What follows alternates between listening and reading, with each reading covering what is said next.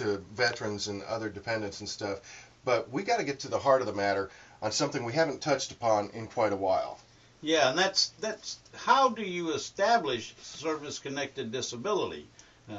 Many rumors out there, many myths out there about how it is or isn't obtained, and we want to go through the process that you have to get a service-connected disability, and there's basically about 5 different ways in the process, and each one is independent of the others, sorta. One of them is dependent upon the others, to submit and get the benefits you've earned through your service to our country. There's a right way and a wrong way, and we're going to tell you the right way. Well, one thing we can get out of the way right away is there are probably tens of thousands of honorably discharged veterans that may be due compensation and certainly pension if they had wartime service, but they may be due compensation and they may not even be aware that they could earn this.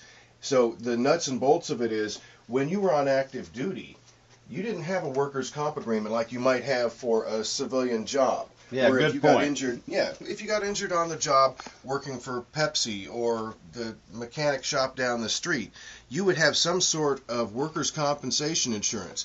When you're a GI, and it says it right there, government issue, you're owned by the United States government, regardless of the branch of service. 24/7. 365 from the time you start to the time you leave. And I may throw this out there because since so many of our forward deployed forces are guard and reserve right now, if you're doing your drill, in other words, you leave your house to go to your drill, until you get back to your house, you're on drill time. And that's also during your 2-week period of training every year, your annual training.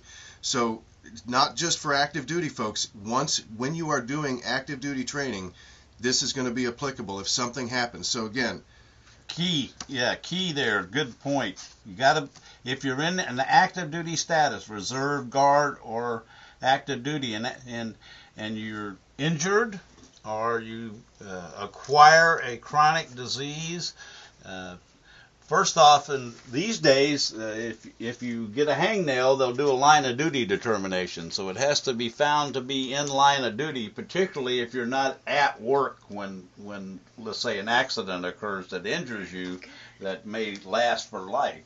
And then, let's get to the ways that you can get the methods that are recommended to get service-connected disabilities. And the main one is direct. And direct is that you are injured or acquire a chronic disability. Could be something like Hodgkin's disease or some diabetes. Diabetes is a good one. Chronic migraines. Any of those kind of things, and you're treated on active duty, and it's shown to be chronic. It's not something where you're treated that whatever they treat you with fixes you in 2 weeks and you're okay again. That would be acute and transitory, like a cold, basically. It would came. Yeah, good example. Okay. We're still waiting for the third caller on that prize pack, AVET Project Prize Pack. Oh, we have him now. Who have we got on the line there, Vern?